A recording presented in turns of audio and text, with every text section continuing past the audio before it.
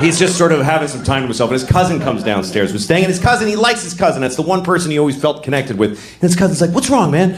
And he says, "Well, geez, I come home and I hoped that everything would be, normal, but then my brother says, oh, he's about the factory and his fell asleep with the forklift." And his cousin goes, "Oh my God, the fell asleep with the forklift?" So this is the first part of the story, okay? So Mike tells me that story about how he's just not listened to by anybody in his family. And then later on, I get a job writing on a TV show for Cedric the Entertainer. Great guy. And he had a show, and he hired a writing staff, half white writers, half black writers. So at lunchtime, we talked about race. It was just, we'd have these provocative, interesting conversations, trading notes about race, with the white writers and the black writers. And I told that story. I told the whole thing about the guy, nigger the forklift, and then the cousin saying, well, the nigger the forklift. And then one of the writers, a black writer, he goes, "There's nothing worse than a nigger falling asleep at the forklift." Making it harder for the rest of us. I have 2 kids.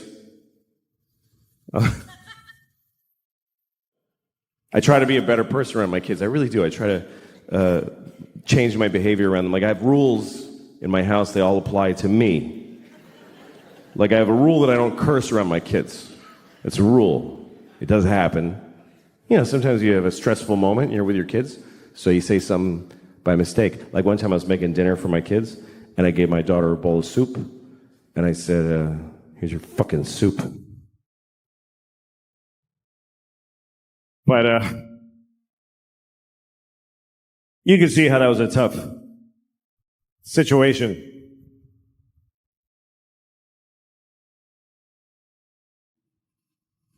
You're supposed to teach your kids right from wrong. I don't know, it's confusing, Some people raise their kids religiously, and that kind of covers it. They kind of go, all this, do that. I'm not raising my kids religiously because I don't feel like it. Just get up on a Sunday. Fuck that. Fuck that. Let your souls rot, kids. I don't care. I'm not getting, "Daddy, who's Jesus?" None of your business. Go back to bed.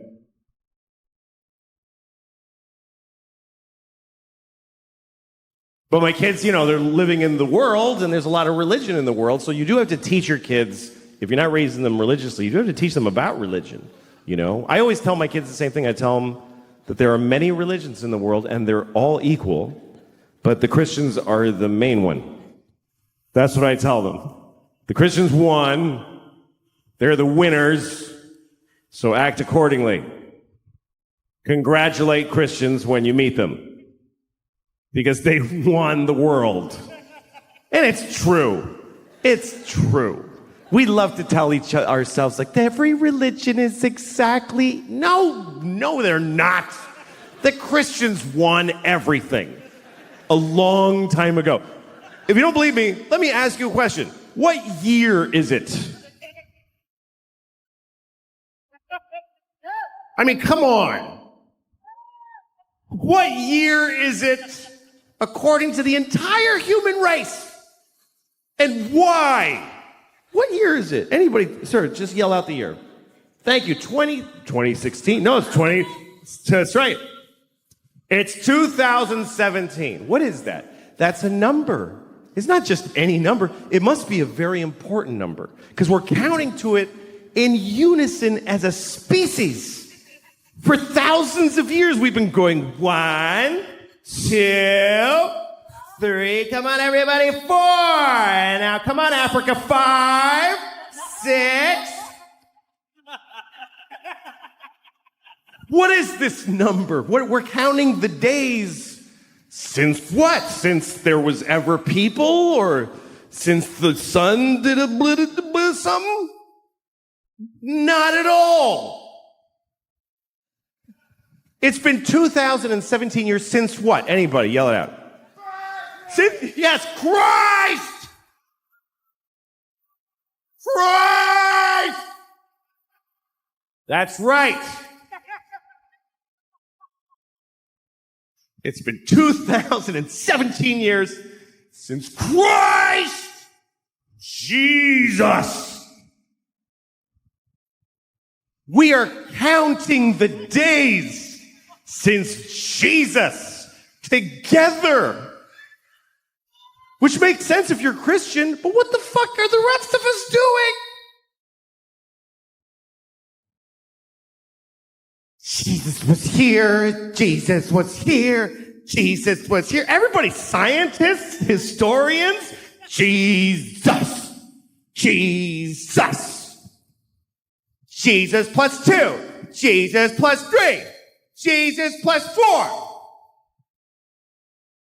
Jesus plus 2017 years, 4 months, and 3 days is when your license expires.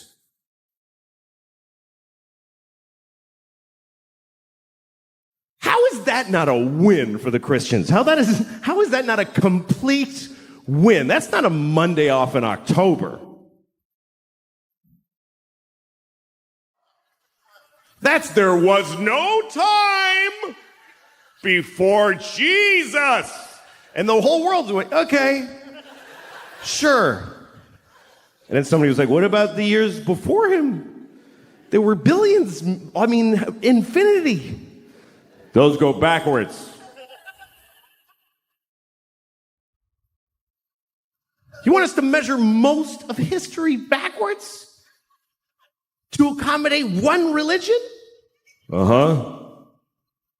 All right, we'll do it. It's fine. We'll do it. The whole world. You ever watch New Year's Eve around the world? They always show you like how every country celebrates. It's kind of cool. There's one little island. It's the first place that's actually the place that it's the year. It's a little island in the Pacific. I forget what it's called, but the people, they do a little ceremony for New Year's Eve every year. And they just wear grass. Because they don't even have sticks yet. They're in the grass age. They have no clocks, but they do a dance. 2017. And it goes around the world. Oh, it's 2017.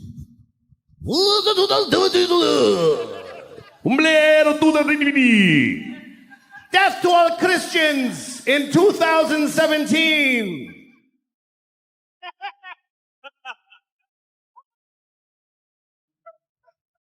The Jews are quietly keeping track. It's really 5,766, but that's for us. We're just, that's okay.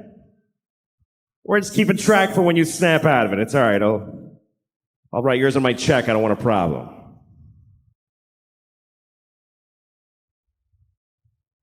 What about Chinese New Year? Yeah, what about Chinese New Year? All right. Next time you're doing your taxes, just write monkey where the year goes. Just put monkey. See what happens to your funds. No, it's 2017, year of our Lord. Jesus-y a clock on the nose. And they made it up. That's the weirdest part, is they got to rename years that had already taken place. Because you know that's not what those years were. You know that, right? That the year 3 wasn't the year 3 during the year 3. Nobody was walking around back then. Hey, what year is it? It's 3.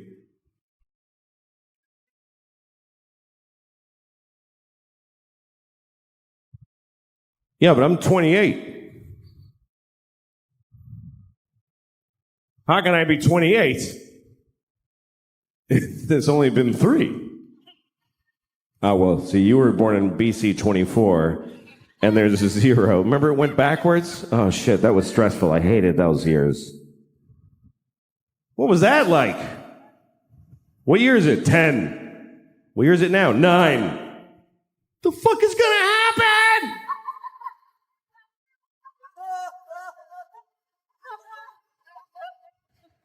My kids they wanted a dog, so I got them a dog. I got them a dog this year, which was a mistake. I shouldn't have gotten the dog. Because we rescued a dog.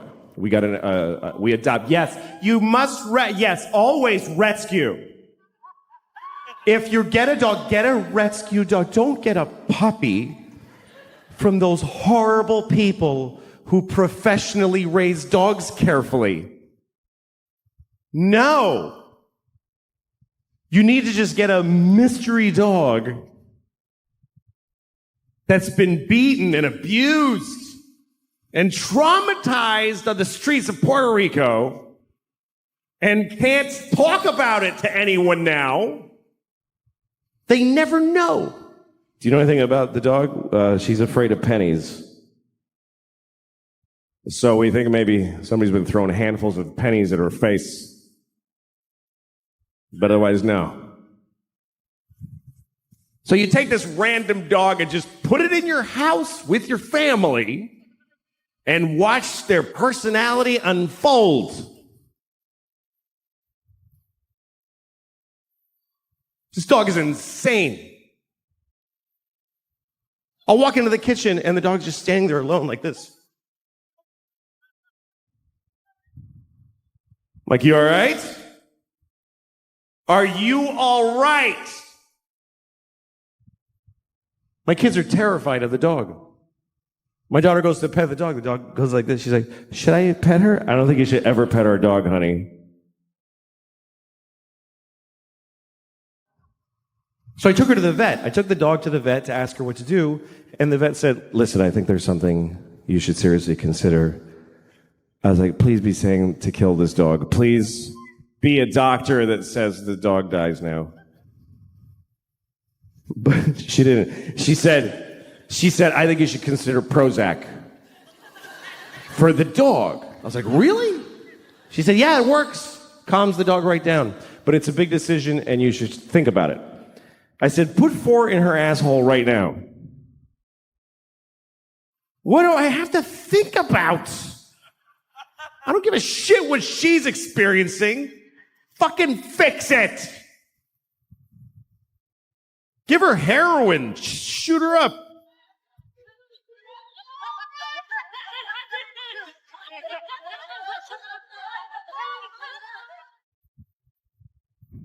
Come on, puppy.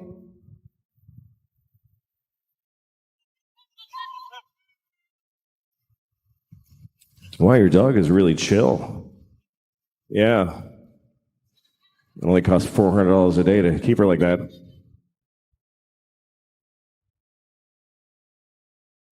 The thing is, you need to build an ability to just be yourself and not be doing something. That's what the phones are taking away. Yes. Is the ability to just sit there like this. That's being a person, right? Yes. No one can, you gotta check.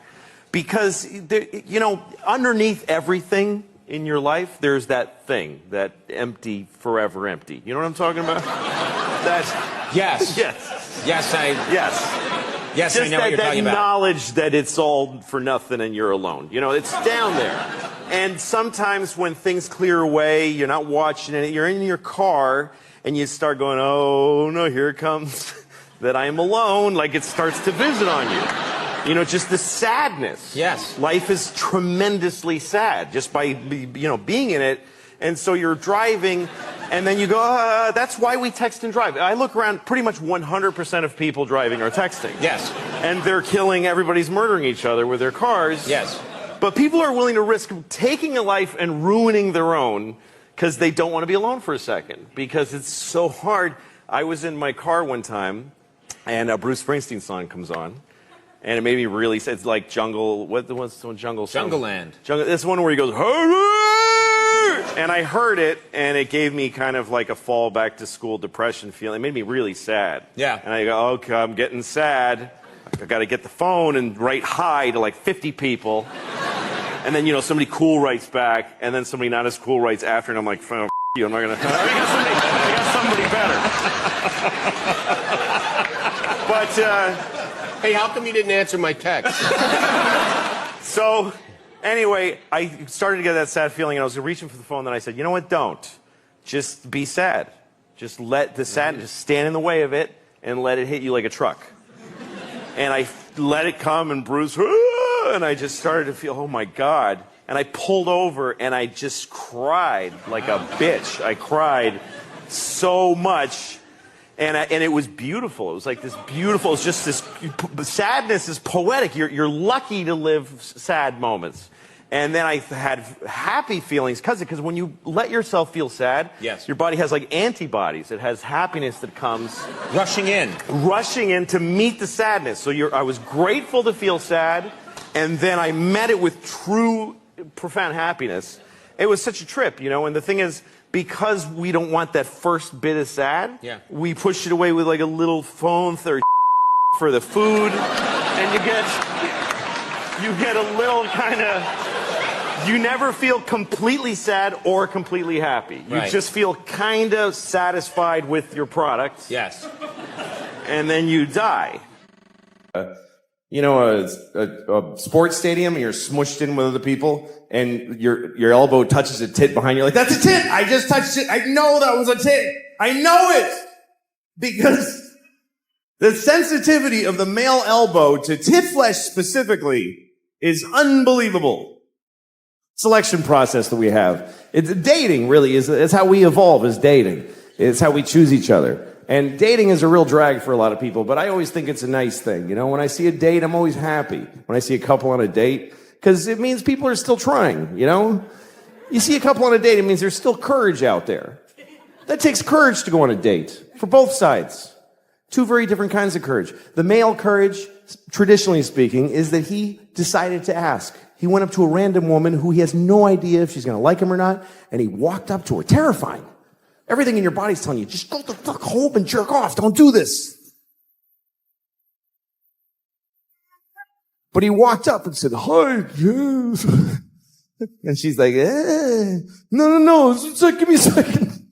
And you try to get through this membrane of, you know, and then if it works and you say, you want to go out sometime? Sometimes she'll say yes. And if she says yes, that's her courage. And the courage it takes for a woman to say yes is beyond anything I can imagine. A woman saying yes to a date with a man is literally insane and ill-advised. And the whole species' existence counts on them doing it. And I don't know how do women still go out with guys when you consider the fact that there is no greater threat to women than men. We're the number one threat to women. Globally and historically, we're the number one cause of injury and mayhem to women. We're the worst thing that ever happens to them. That's true. You know what our number one threat is? Heart disease. That's the whole thing. That's it. Just our own heart going, dude, you can't keep doing this. I told you 3 strokes ago that this is not smart. But women still, yeah, I'll go out with you alone at night. What are you, nuts? I'll get in your car with you with my little shoulders. Hi, where are we going? To your death, statistically. How do they still do it? If you're a guy, try to imagine that you could only date a half bear, half lion. And you're like, oh, I hope this one's nice.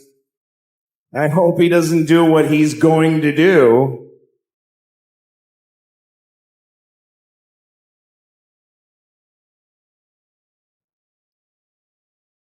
I love when I see a date. You know, you see a date, you can tell it's a first date because the way they're walking together, and she's looking up at his face, trying to figure him out, and he's just a mess. A guy in a first date he has no actual personality. He's just a mishmash of different kinds of dudes for a couple of seconds each. Just anything. No cohesive, just like a ransom note cut out of a lot of magazines. Just, yeah, well, yes, I think so too. Whatever, just like a blind dick in space, just thrusting in infinite directions, hoping to find pay dirt at some place. And then sometimes you see a date that's later down the line and something has happened. There's something that happens in a date that I never get to witness, because women do this. They get to do it inside. They get to just decide quietly, I'm going to let him fuck me. They just get to decide. Something he says, and she's like, that was good. He's going to fuck me later. And he has no idea. He's still like trying all this shit. He still has no idea he's already in there.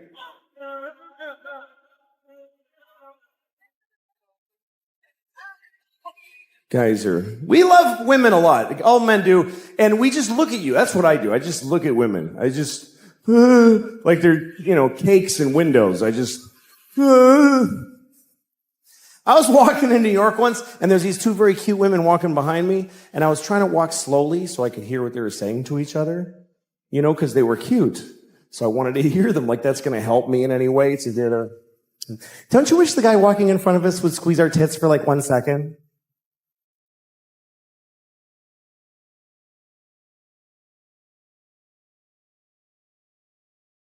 Okay.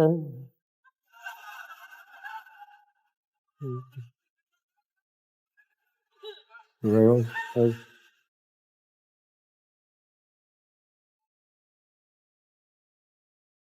It's really a flaw in men that we would all do that.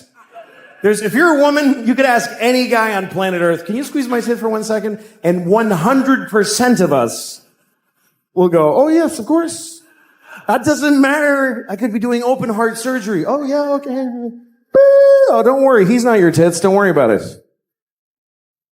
So I don't know why we love tits so much. Some people say it's because we breastfeed, but so do women. Or, baby women. Not grown up women don't usually. You don't see like a 68-year-old woman, like a stately look, like Sigourney Weaver, like sucking milk out of a young woman's tit. Thank you, Deborah. I'll see you tomorrow, 2:00. It's not usually the thing, is the elderly breastfeeding from the young.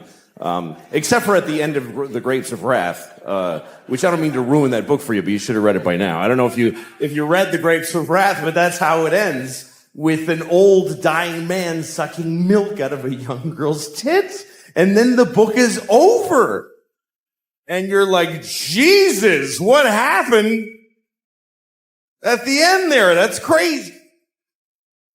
There's no other book in that genre. There's no dense historic classic that ends with a weird porny paragraph at the very, and then Anna Karenina shat on his chest. Holy moly with that. The end. Oh my God! That is a violent shift in tone at the end of that book. I've been reading this book for 3 months.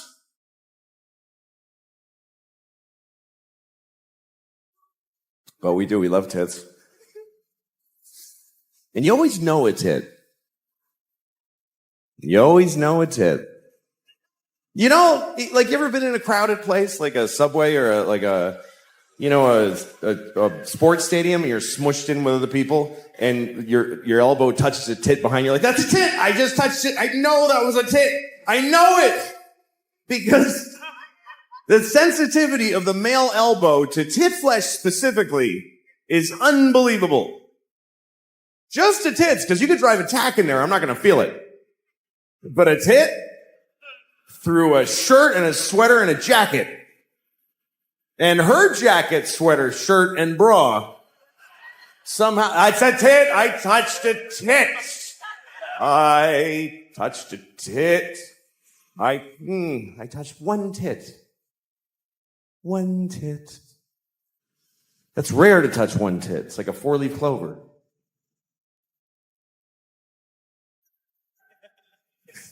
Usually you touch it. The only time you touch one tit is when it was an accident or you didn't have permission. But otherwise, when tit access is granted, it's usually good for 2 tits at a time. Once you're on one, you really have to screw up really badly and quickly to lose tit access between tits 1 and 2. You must have said something really dumb on the first tit that you didn't get the second one. Oh, yeah, it's like your mom's dirty whore tit. Why? What? I said I liked it. That's what I meant, is that I like it. I like your mom's dirty whore tit. And I like yours. And if it's up to the guy, we're going to touch both tits. No guy touches a tit and then goes, you know what? I'm good with the one. That's fine for me. Everything in moderation. We're going to touch both. Even if something terrible happens in the middle of, yeah, there's a bomb! Oh shit, come on. Let's get your tits out of here.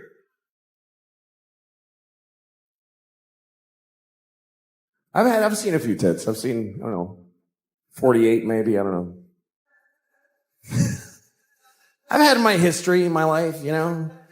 I've been divorced for 5 years, and it's been the best part of my life, being divorced. Easily my favorite part of my life. I love being divorced. Every year has been better than the last. And it's the only time I can say that about. And by the way, I'm not saying don't get married. If you meet somebody, fall in love and get married, and then get divorced, because that's the best part. It's the best part. Marriage is just like a larva stage for true happiness, which is divorce, because you just let go and everything's fine now. Divorce is forever. It really actually is. Marriage is for how long you can hack it. But divorce just gets stronger like a piece of oak. Nobody ever says, oh, my divorce is falling apart. It's over. I can't take it. And again, if you're in a good marriage, stay in it. If you're in the best marriage ever, stay in it. I'm just saying, if you got out, it would be better. That's just a fact. I'm sorry, but it's true. Everything's better. My ex-wife and I, this is the best part of our knowing each other. We're good co-parents because we live apart and we're friends. Our kids go to her half the week, they come to me half the week. And I'm a good father. I'm an attentive, focused, and responsible father. Do you know why? Because I get to say goodbye to these kids every week. Are you shitting me? It's like every parent's fantasy. Who can't be a good father for half of every week? No matter how bad it gets, every Wednesday I get to go, goodbye, girls. Daddy's going to go upstairs and pour whiskey all over his naked body right now.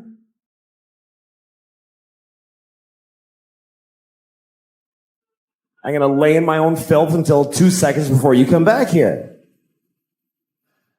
That's why I'm such a good dad.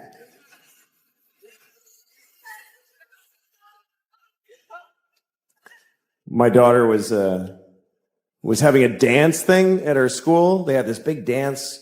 Anyway, we all went, all the parents, and everybody's there, and everybody's got their phone. Every single parent. It was an amazing thing to watch, because kids are dancing, and every parent is standing there like this. Every single person was blocking their vision of their actual child with their phone. And the kids, I went over by the stage, and the kids, there's people holding iPads in front of their faces.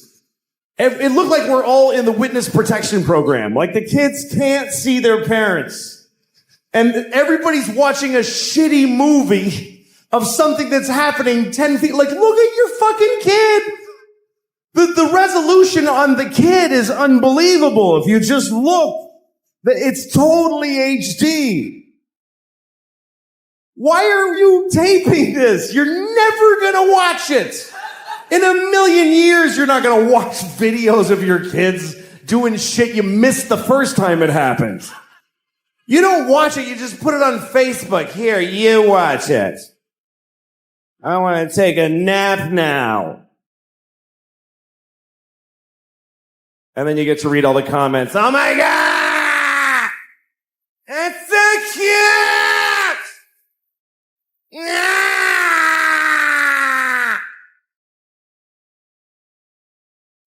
And guess what? They're not watching it either. They're not watching the video. These kids are dancing for no one. Nobody watches the videos on your Facebook. They see the first frame of a kid and they go, that's very nice. Okay, back to this. Nobody's watching your kids' videos on Facebook, I promise you. I'll prove it to you. Next time you tape your kids dance, take 1 second of it and then add 20 minutes of just your own asshole. Just go in the bathroom and just record your own anus opening and closing for 20 minutes. Tack it on to your kid dancing for a second. Put that on Facebook.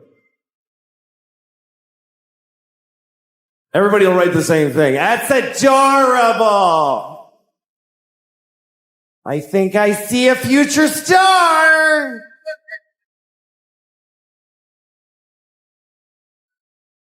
Don't tape shit on your... Life is short. Life is very short. I like life. I like it. I feel like even if it ends up being short, I got lucky to have it, because life is... I was on a plane and there's these two babies and they're crying the whole time. Crying the whole flight, and that happens a lot. I don't think they knew each other, they're just crying. I've seen this on so many flights, I started to wonder, is there a reason for this? Is there like an actual reason why babies... So I looked it up. Turns out there's an actual reason why babies cry on airplanes, and it's because they're upset that gay people are getting married. Yeah.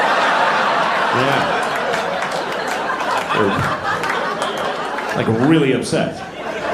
Like, inconsolably upset. Honey, it's the country's changing. And I don't agree with them. I think if people are in love, they should get married. But they can't accept that. Because they're just, they're just being babies. Babies are selfish. They are. Babies are selfish. They just, meh. No baby ever goes, meh, but how are you doing, though? I have 2 kids. I try to be a better person around my kids. I really do. I try to change my behavior around them. Like, I have rules in my house. They all apply to me. Like, I have a rule that I don't curse around my kids. It's a rule. It does happen. Sometimes you have a stressful moment, you're with your kids, so you say something by mistake. Like, one time I was making dinner for my kids, and I gave my daughter a bowl of soup, and I said, here's your fucking soup. But, you can see how that was a tough situation.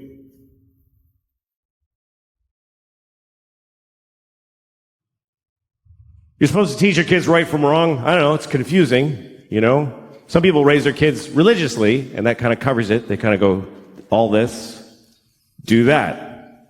I'm not raising my kids religiously, because I don't feel like it. Just get up on a Sunday, fuck that. Fuck that. Let your souls rot, kids. I don't care. I'm not getting... Daddy, who's Jesus? None of your business. Go back to bed.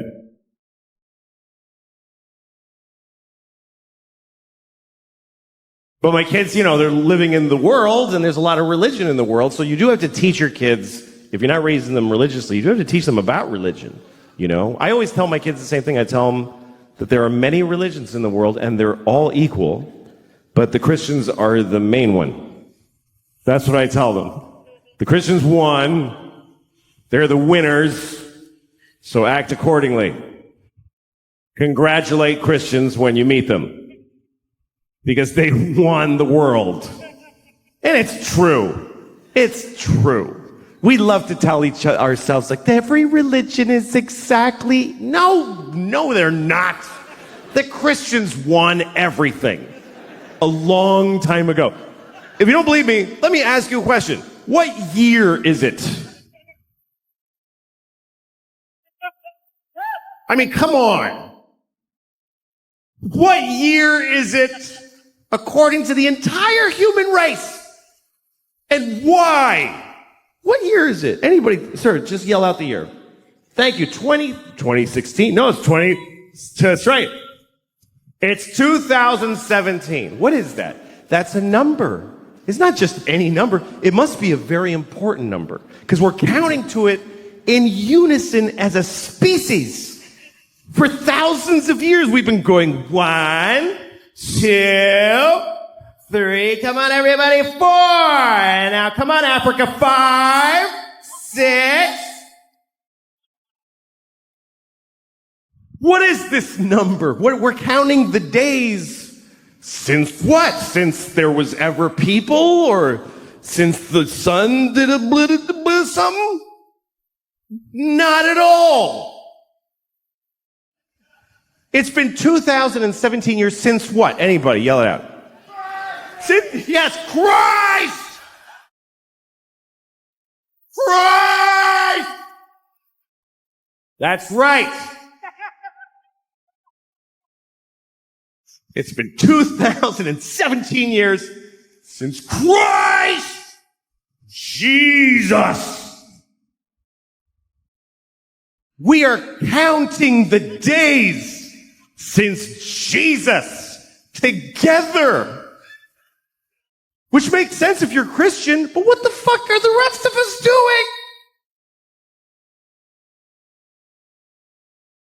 Jesus was here, Jesus was here, Jesus was here. Everybody, scientists, historians, Jesus, Jesus.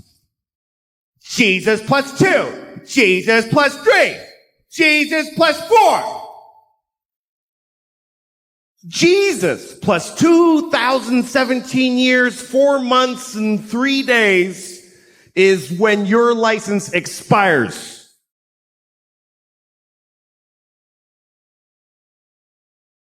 How is that not a win for the Christians? How is that not a complete win? That's not a Monday off in October. That's there was no time before Jesus. And the whole world's like, okay, sure. And then somebody was like, what about the years before him? There were billions, infinity. Those go backwards. You want us to measure most of history backwards? To accommodate one religion? Uh-huh. All right, we'll do it. It's fine. We'll do it. The whole world. You ever watch New Year's Eve around the world? They always show you like how every country celebrates. It's kind of cool. The first, there's one little island. It's the first place that's actually the place that it's the year. It's a little island in the Pacific. I forget what it's called, but the people, they do a little ceremony for New Year's Eve every year. And they just wear grass. Because they don't even have sticks yet. They're in the grass age. They have no clocks, but they do a dance. 2017. And it goes around the world. Oh, it's 2017.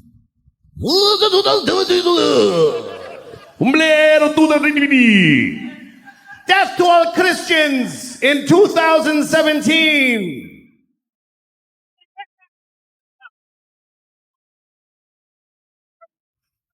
The Jews are quietly keeping track. It's really 5,766, but that's for us. We're just, that's okay. We're just keeping track for when you snap out of it. It's all right. I'll write yours on my check. I don't want a problem.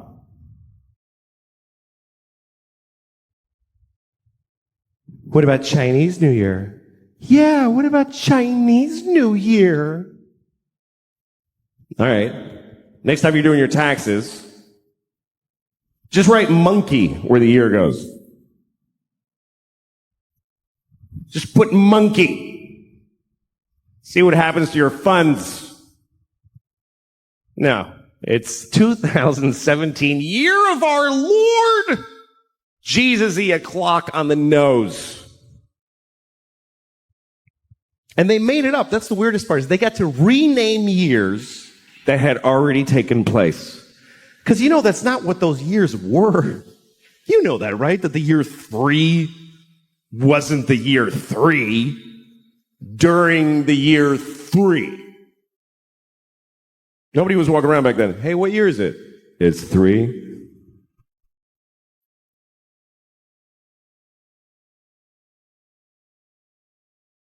Yeah, but I'm 28. How can I be 28? There's only been 3. Well, see, you were born in BC 24, and there's a 0. Remember it went backwards? Oh, shit, that was stressful. I hated those years. What was that like? What year is it? 10. What year is it now? 9.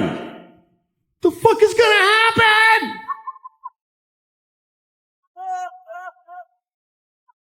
Personal confidence is like a man wearing white pants. That takes, tremendous confidence and optimism, really.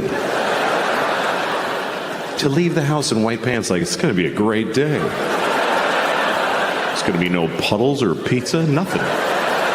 I could never wear white pants because I'll get my period, first of all. I know that. Or diarrhea, more likely. That's really my period. Diarrhea. About once a month, I'm like, oh, fuck, here we go. Better just get home. And don't make any big decisions today. It's true, don't make, if you have diarrhea, don't negotiate. It's a bad bargaining position. If I have diarrhea, you stand between me and the toilet, I'll sell you my house for 10 cents.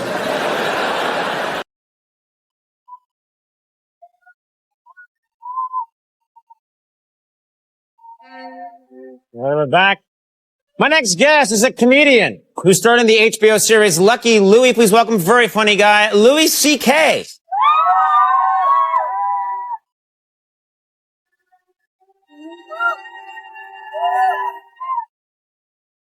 Thank you. Hello, how are you? Good. Hey, guys.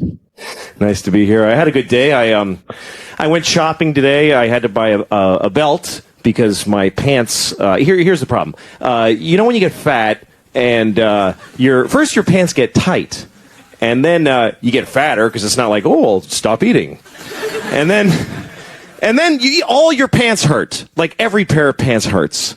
And then you eat even more because you're like, screw it now, man, and you just get depressed.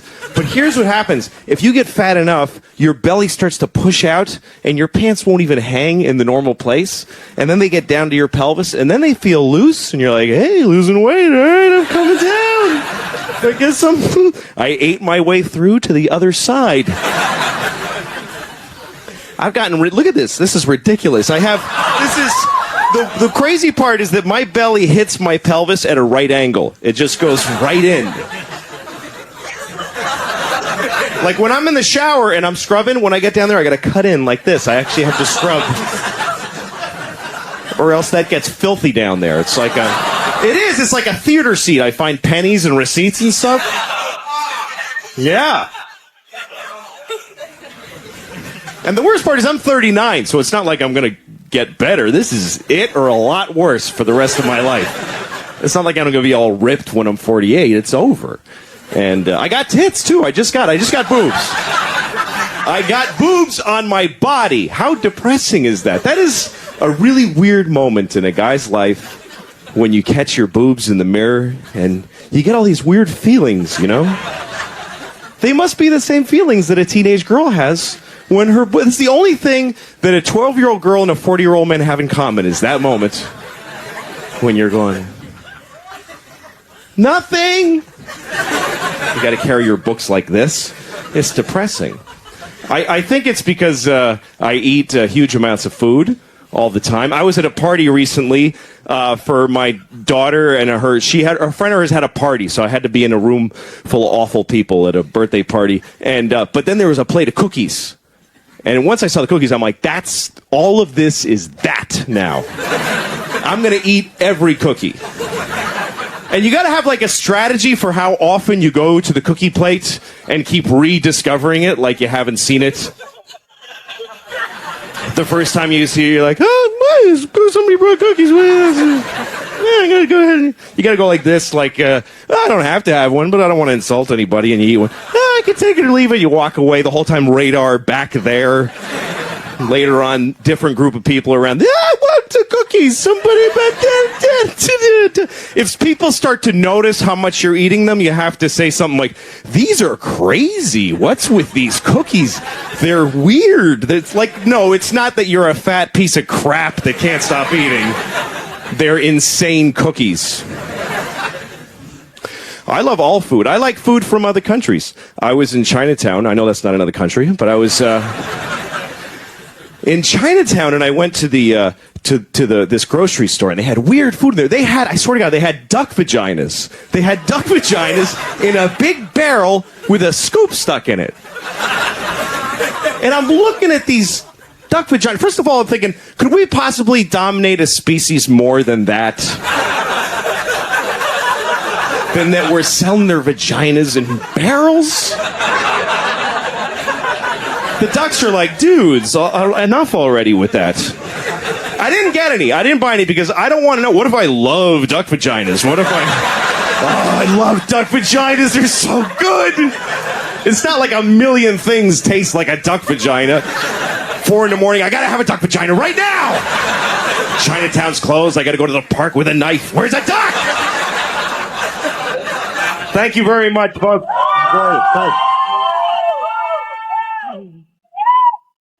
Hilarious as always. Louis C.K. Talk to him in just a second. Stick around. Good luck.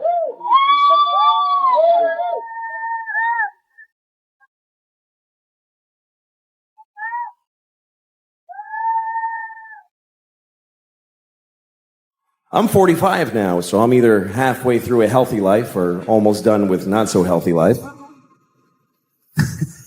I don't know which one. I won't know till it's over where this was. I don't know how long I'm going to live. I don't know. Nobody knows, I guess. I think human life expectancy is pretty good. We get a good run, you know? Some people die early, you know? If I die now, people will be like, oh, that's too bad. If I die 5 years from now, they'll be like, well, all right. Like, it's not even, it's, like, as soon as you're 50, you're a candidate. You know there's no candlelight vigils for 50-year-old guys that die. And you start pushing in the area. Yeah, you know, some people get to be like 80s, 90s. You know, there are people that get to like 114 and then they're in the news. And it's always some old guy. I met Napoleon. No, you didn't. You liar. You oldest liar in the world. But 45, you know, you're not old yet, but you start having moments where you kind of start getting what old is. Especially if you didn't take care of yourself, you know? I have moments where I'm like, wow, this seems early for this. Like, this is something that happens to me a lot. I'll be sitting watching TV or doing nothing. And all of a sudden I'll realize, I need to wipe my ass right now.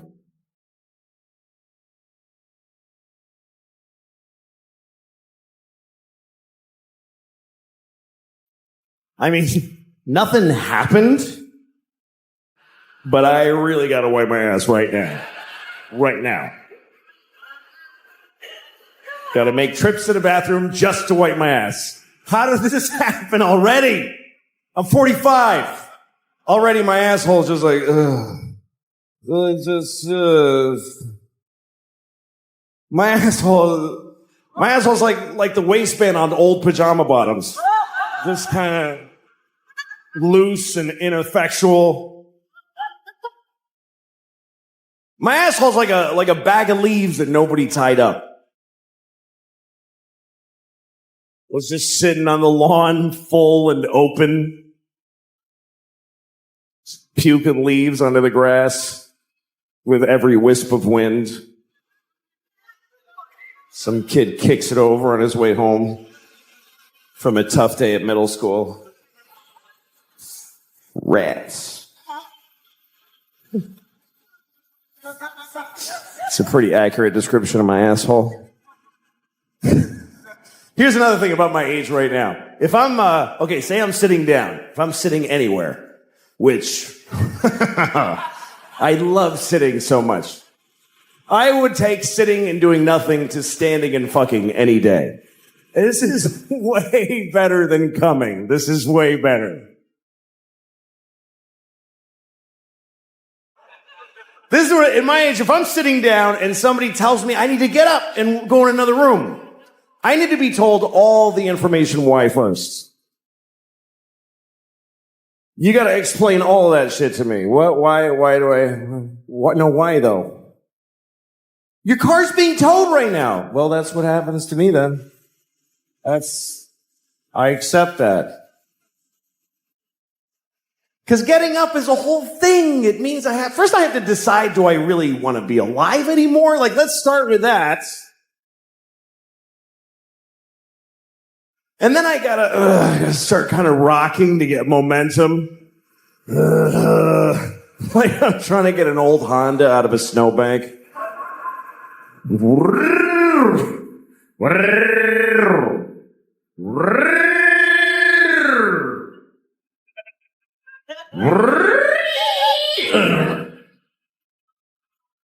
Shit. The worst part of my day, worst part of every day of my life, is when I have to put on my socks. Putting on my socks is the worst part of every day. And it always will be. Even if I have a terrible day in the future where my grandmother is murdered by my other grandmother. If that ever happened to me, the worst part of that day will be when I put on my socks. But if I had to putting on my socks, that means here's what I have to do. I have to get my hands past my pointed toe. I don't even know how I do it. I'm sitting here, I don't know how I do that. It's because it's like folding a bowling ball in half. And as soon as I start, I can feel I'm pushing all the fat up into my vital organs. And I just feel all the systems failing. Beep, beep, beep. And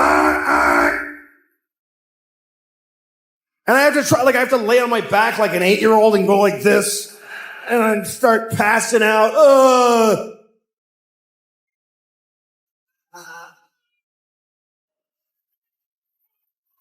And I know other people's lives are hard.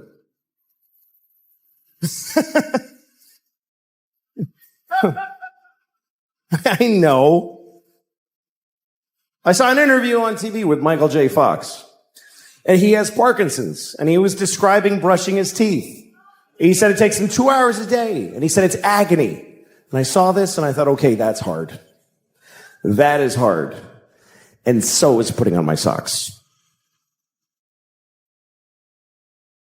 Sorry, Michael. Doesn't make it easier to know about your thing. Tell you what, I'll help you brush your teeth. You help me with the socks. I love traveling and seeing all the different parts of the country. I live in New York. There's no value to your doing that at all. I live in New York. There's this old lady in my neighborhood, and she's always walking her dog. She's very old. She just stands there just being old. And the dog just fights gravity every day. Just the two of them. The dog's got a cloudy eye and she's got a cloudy eye. And they just stand there looking at the street in 2 dimensions together. And she's always wearing like this sweater dress. I guess it was a sweater when she was like 5'10", but now it's just like this sweater. And her legs are a nightmare. They're just white with green streaks and bones sticking out, and her legs are awful. I saw a guy with no legs wheeling by, and he was like, ugh, no, thank you. I do not want those. I'd rather just have air down here like I have than to look down at that shit.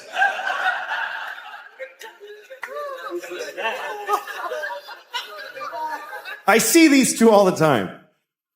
And I always look at them and I always think, God, I hope she dies first. I do. I hope she dies first for her sake. Because I don't want her to lose the dog. I don't think she'll be able to handle it. If the old lady dies first, I'm not worried about the dog. Because the dog doesn't even know about the old lady. This dog is aware of 3 inches around his head. He's living in 2-second increments. The second he's in and the one he just left is all he knows about. But if he dies, this lady, she's going to be destroyed because this dog is all she has. And I know he's all she has because she has him. If she had one person in her life, she would not keep this piece of shit little dog. Even if just some young woman in her building one morning were to say, good morning, Gladys, she'd be like, oh, good, and just flush him down the toilet. Just,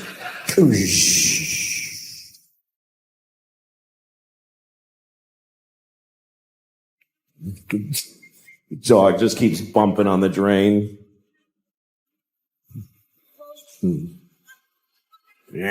She gives up, ends up just shitting on her dog for the rest of her life.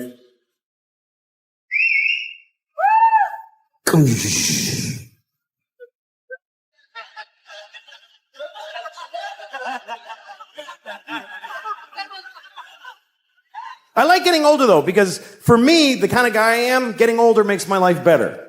You know, like my sex life, way better at 45.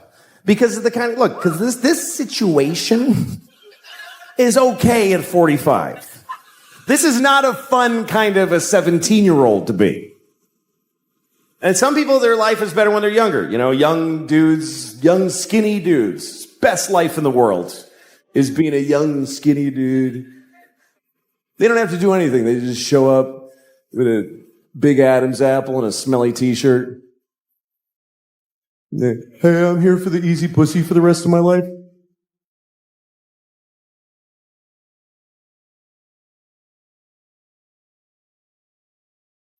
So where do I, oh, everywhere? Okay, cool.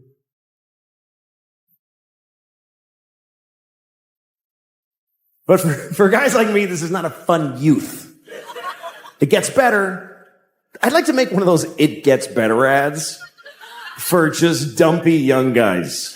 We could use a little help, a little encouragement, just somebody on TV. Listen, man, I know it's tough right now.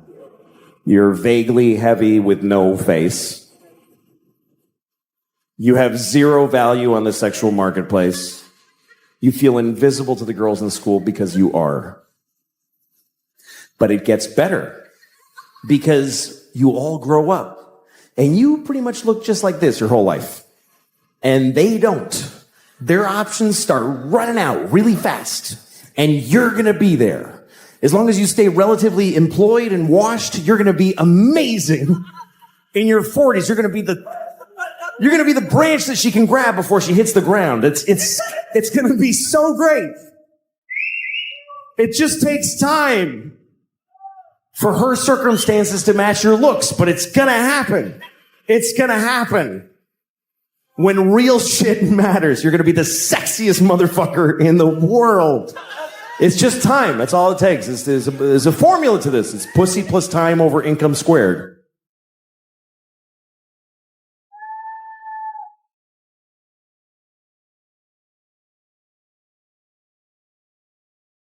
A piece of litter, what are you supposed to do with it? You should throw it on the pile of litter. Because if you don't, if you put it in a receptacle, then it gets collected and it gets taken to a dump in a landfill, and then or it goes on a boat and it goes out and gets dumped in the ocean, and some dolphin wears it as a hat on its face for 10 years. This hat that never dissolves on its face. Oh, Jesus.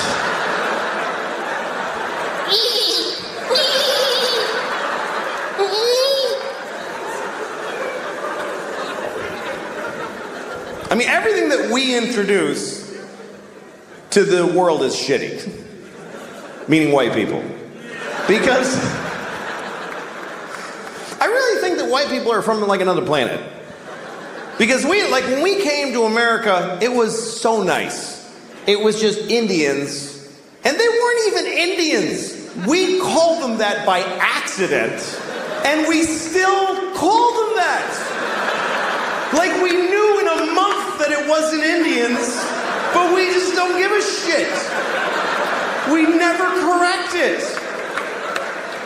We came here, they're like, hi, and we're like, hey, you're Indians, right? And they're like, no. No, this is India, right? No, it's not, it's totally other place. You're not Indians? No. Ah, you're Indians. Yeah, Indians for hundreds of years after. We ruined everything here. This was it was just coast to coast, just green and brown and beautiful. And all the humans were just walking around with painted faces, just walking. And they'd be like, ooh, that looks yummy. And then they just eat from the ground. And then they'd sleep on the grass. And they'd wake up and they'd fuck. And then they'd go for a swim and do a little dance. That was the whole continent, was just folks doing that. I mean, there was people in Mexico cutting off kids' heads and rolling them down the pyramid stairs. But that's always going on. What are you gonna, you can't do a whole lot about that. But I think we came from another planet, and the reason is because we don't like it here. I mean, why, if we're from here, if we belong on Earth, why aren't we comfortable on Earth at all? We need nice, smooth surfaces and right angles, and we need it to be cool and not too hot, that's just perfect. Like, why wouldn't, when it's hot, why wouldn't we just, yeah, fuck it? Why wouldn't we be like that if we belong here?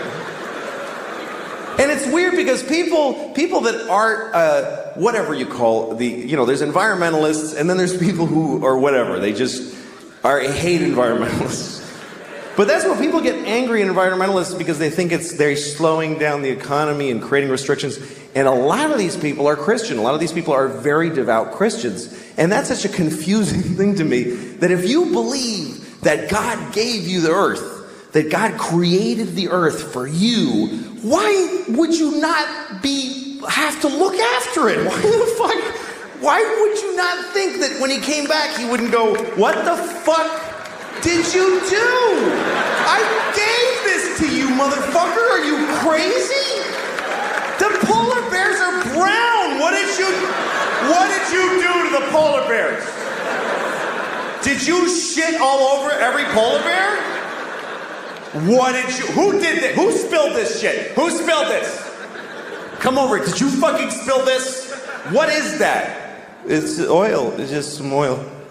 I didn't mean to spill. Well, why did you take it out of the fucking ground? Because I wanted to go faster. I'm not fast enough. And I was cold. What the fuck do you mean cold? I gave you everything you needed, you piece of shit. Well, because jobs. What is a job? Explain to me, what's a fucking job? You go, like, you work at a place, and when people call when their game doesn't work, and you help them figure it out. What do you do that for? For money. What do you need money for?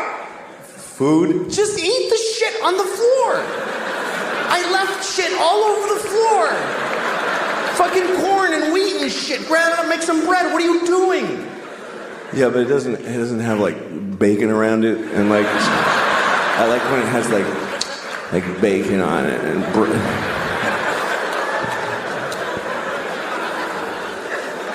I watched somebody do that the other day after a meal. They went, oh, it was just mwah, mwah.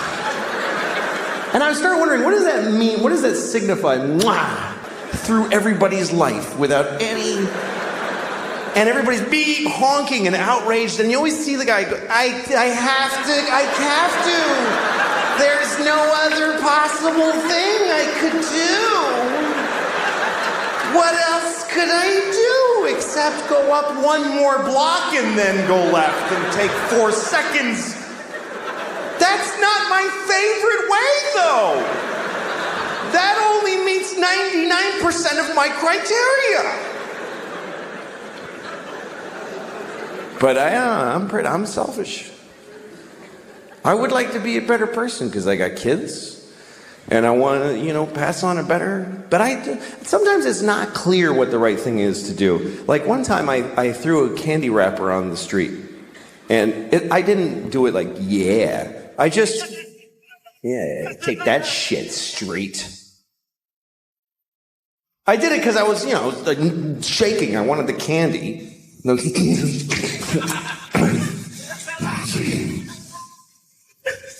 Anyway, I was with a friend who said to me, you just littered on the street. Don't you care about the environment? And I thought about it, and I said, you know what? This isn't the environment. This is New York City. This is not the environment. This is where people live. New York City is not the environment. New York City is a giant piece of litter. It's like the giantest, next to Mexico City, the shittiest piece of litter in the world. Just a pussy, runny, smoking, stinking piece of litter. So if you have... All right.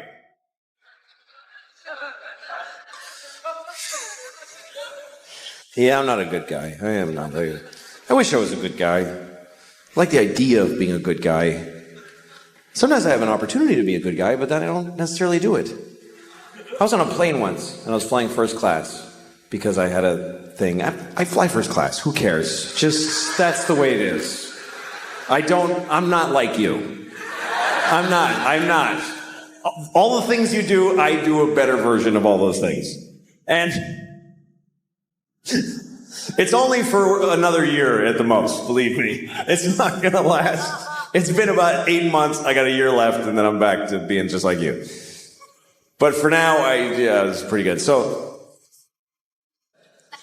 I'm in a first class seat, and first class is so crazily better. It's so much better. You get a bigger seat. They fly on a shitty airline. You think they get to go in a cool green plane with a red light and go, go, go? No, they just go to Delta, and they just wait in line to go to a war. And they always fly coach. I've never seen a soldier in first class in my life. It could be a full bird colonel. He's between two fat guys in coach. And they're always nice. I've never seen a soldier get on a plane like, hey, I'm in the army. Fuck you. I have a gun. They're always like, oh, yes, sir. Thank you very much, ma'am. It's like having an extra flight attendant. They help everybody put their shit up. They're awesome. And every time that I see a soldier on a plane, I always think, you know what? I should give him my seat. It would be the right thing to do. It would be easy to do, and it would mean a lot to him. I could go up to him, hey, son. I get to call him son. Hey, son, go ahead and take my seat. Because I'm in first class. Why? For being a professional asshole. I'm in first class because I talk about babies with big dicks. That's what got me my seat. This guy is giving his life for the country, he thinks, and so he has to say, but that's good enough. That's good enough. The fact that he thinks it. I'm serious. He's fucking told by everybody in his life system that that's a great thing to do, and he's doing it. And it's scary, but he's doing it, and he's sitting in this shitty seat, and I should trade with him. I never have. Let me make that clear. I've never done it once.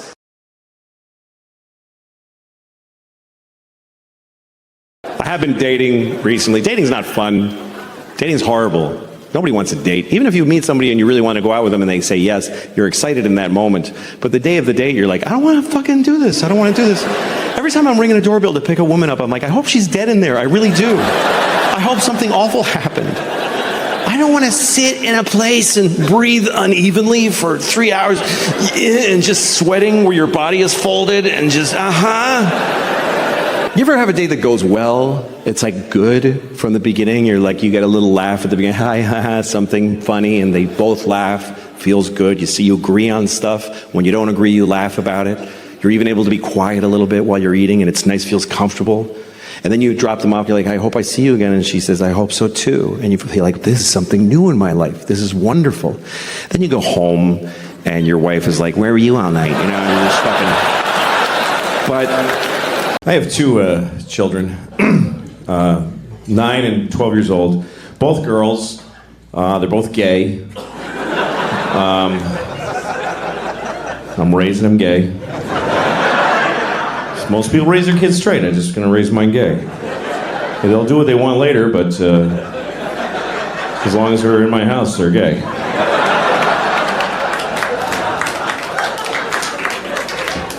I tell them every day, you're gay, honey, good night. Go to bed. Brush your gay teeth, gay honey. Don't forget to be gay. Good day. I got a call today. My phone rang and I answered it. I didn't recognize the number. I said, hello? And the person said, please hold for the president. I was like, what? And then a voice comes on, it sounded like the president. And he's like, oh, it's President Obama.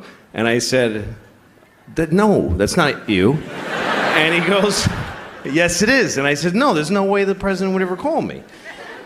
So he goes, all right, we'll just hang up and call the White House and ask for me and you'll get through and maybe they'll convince you. So I said, okay, and I hung up. And I Googled the White House. And I got like the main number and I called and said, hi, this guy was calling me. He said he was the president. My name's Louis. And she put me through. So all of a sudden, I'm talking to the president. And I said, well, what can I do for you? And he goes, I don't know, what's up? And he said, where are you? I said, I'm in Phoenix. And he said, I heard they're all fags there. I know.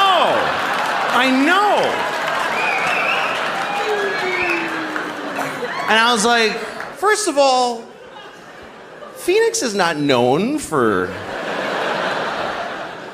that. Second of all, who says fags? Like, who says just fags? And then beyond that, how dare you, Mr. President? And he says, so go tell everybody who's going to believe you, you fat douche. And he hung up. I was really surprised.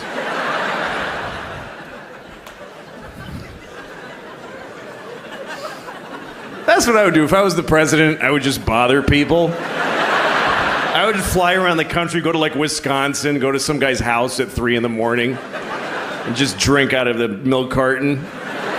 So tell everybody, just piss on the floor. Who's gonna believe you?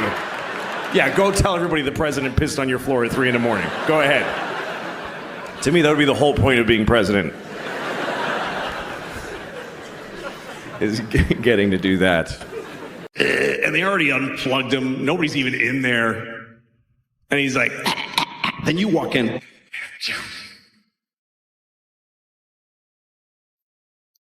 You should get like 5 minutes for that. That's what I'm saying. And I was thinking about that today. Because I'm going to see my dad next week. And my dad, let me tell you something. My dad is not in a hospice. He's in a facility being kept alive. Just, come on. Just putting food in and like, what is the fucking point? What, does he have a secret he hasn't told yet? Why? Because my mom just died. She just died. That's what happens, by the way, for you young people. One of your parents is gonna die, and the other one is just never gonna fucking die. They just will never die!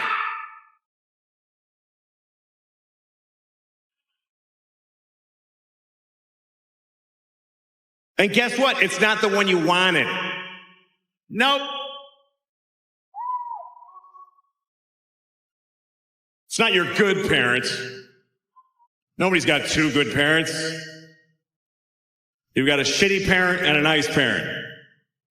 And the nice one just dies. Because that's what nice people do. I'll just die, it's okay, don't worry about it. And the shitty one just hangs in there. I'm still alive today. Help me to the toilet again.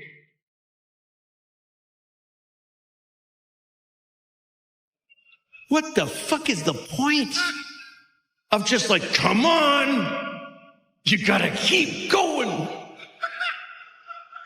You know, the average American, the last week of your life costs $100,000. It's more than you spend your whole life on healthcare. $100,000 for just one more week. One more week of just one more week so that last sister can fly in and hold his shitty hand.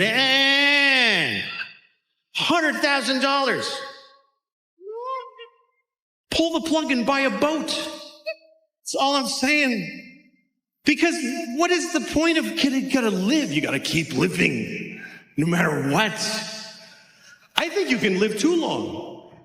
I think you can live too long. Some people are 100. Get the fuck out of here. Nobody knows you. What, are you gonna run into somebody? Hey!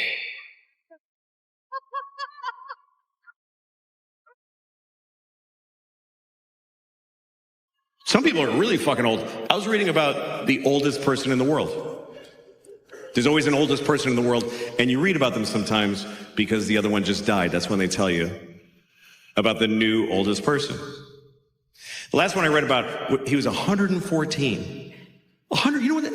He's a teenager after 100. 114, that means he's got a kid who's like 92. who's like, please fucking die. I'm just hanging around so I can have 1 week without you in it.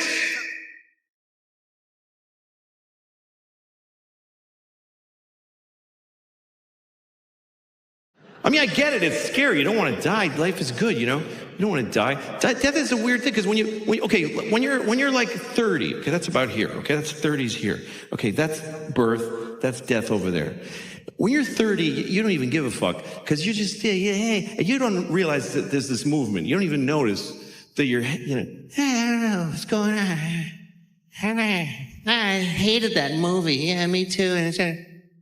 And you kind of hear way off people falling off the edge. I don't know. What was that? I don't know. That's okay. And before you think you should be there, you get right to the point. You see somebody. Oh, fuck, I knew that guy. Jesus Christ. And, no, go ahead. I'm waiting for somebody. No, go ahead. And you want to hang around. But here's what helps you is that life doesn't stay good, you know? Like both my hands hurt. I'm 55. Both my hands hurt. Both my hands, both my knees, both my hips. I'm lucky I have only one asshole. But I have a lot of pain.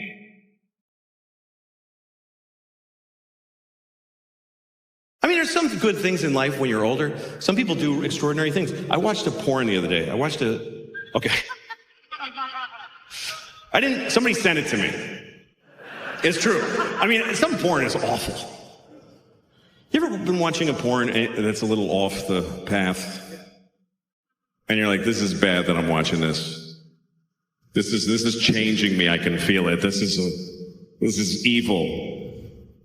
Then you look, it's got 375 million views. I guess we're all watching this one. Either that or I've lost track of how many times I've seen it.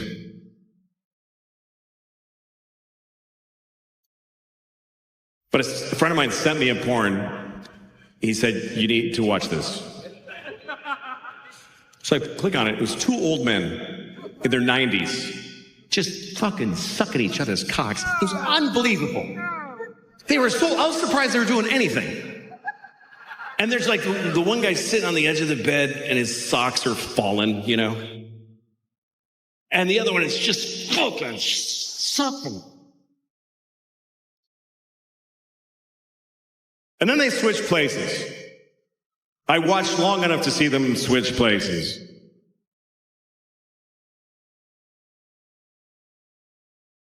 And when the second guy was done, I mean, no, they didn't come. Neither of them came. It was just like, that's enough, Alfred. Thank you.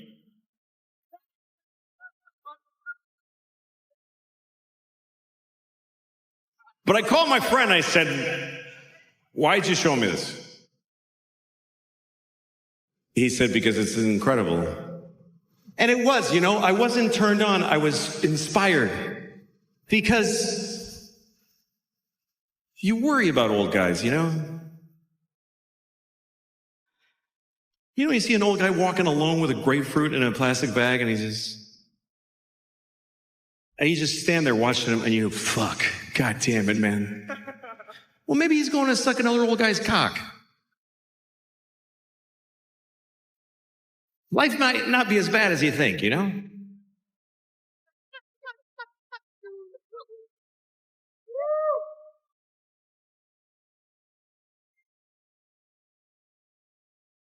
All right.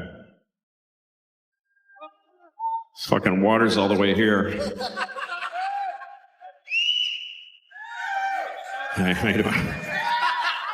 All right, more jokes. Anyway. I like life very much. I do. I like doing this because I get to travel.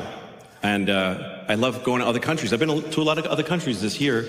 I played a lot in Europe and stuff. Here's the thing. There's a trade-off when you travel to other countries. Because you don't get the things that you're used to. But you do get other things that you didn't have before. Like, I was in Sweden. Okay, if you're in Sweden at a hotel, you get breakfast. If you want maple syrup, they don't have it. They don't have maple syrup. But they do have...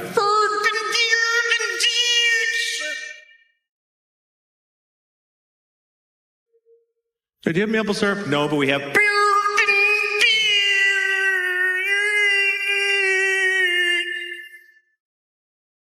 Yeah, I'll have that. That sounds good. It's the same all over the world. You go to Tokyo. Hey, do you have peanut butter? No, but we have. I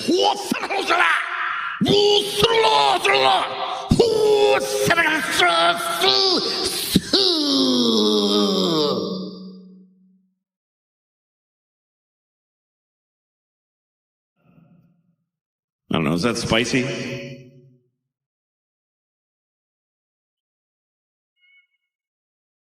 Same all over the world. You go to Africa. Oh, okay, just the Japanese and the Swedish. Yeah, no. Yeah, good call. Yeah, that's fair. Yeah, fuck the Swedish or the Japanese, but lay off the Africans because they can't take a joke. Yeah, they're very fragile people in Africa. They need some fucking people in New York to protect them from humor. That's a good way to be on it, guys. Fair enough. Fair enough. Yeah, fucking. I don't know, whatever. Anyway.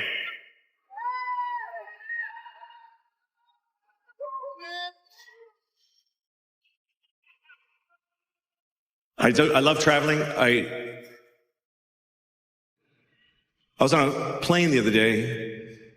I farted so many times. God damn it. God damn it. I farted so many times. You know when you're on a plane and you fart a couple times, you're like, fair's fair, everybody's farting. But you ever just keep farting and you're like, this might be an issue. This is a lot of farting. This might be the most times anybody ever farted anywhere. And I was worried. Sure enough, when I landed, they gave me the airplane. They're like, you ruined it. Just fucking take it home. We tried flying it around with the doors all open.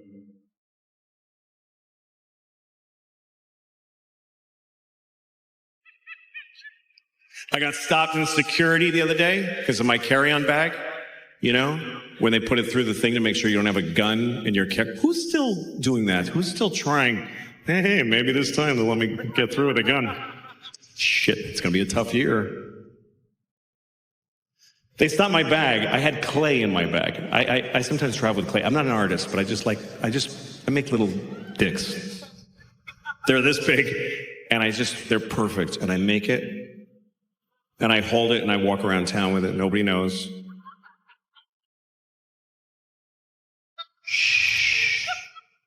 And then when I get frustrated, I just smush it. Now you're nothing. Now you're nothing. Anyway, it's relaxing. So I had clay in my bag. I didn't think this was an issue for security until I saw her. She took the plastic bag of gray clay out of she goes, it looks like C4 plastic explosive, like a lot. She says, what is this? And I go, that's clay from an art store. She goes, no, I can't let you have that. I said, okay. So she put it away and she said, have a nice flight. I'm like, look, either that's a bomb or it's not.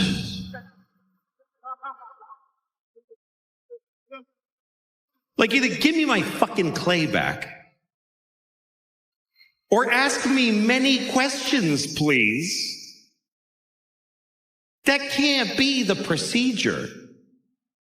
Hey, this guy has a bomb in his bag. Oh, yeah, you can't take it on the plane. I'm sorry. Nah. We'll throw it out for you, but you can't take it on the plane because, I don't know, it's stupid. I don't know. But I love traveling because you see people. I love to see people. I watch people in their lives. That's the fun part. I was in Glasgow, Scotland. I saw something I hadn't seen before. There's an old Scottish man with a little boy holding his hand, and they're walking together. Really sweet. Then they get to the train, and the man says goodbye to the little boy. He kisses him on the lips for a long time. I was like, fuck, they do that here? Like, it's like making out, like just kissing. And the kid had his hand on the back of the guy's neck. Like there's just, and I was like, oh no.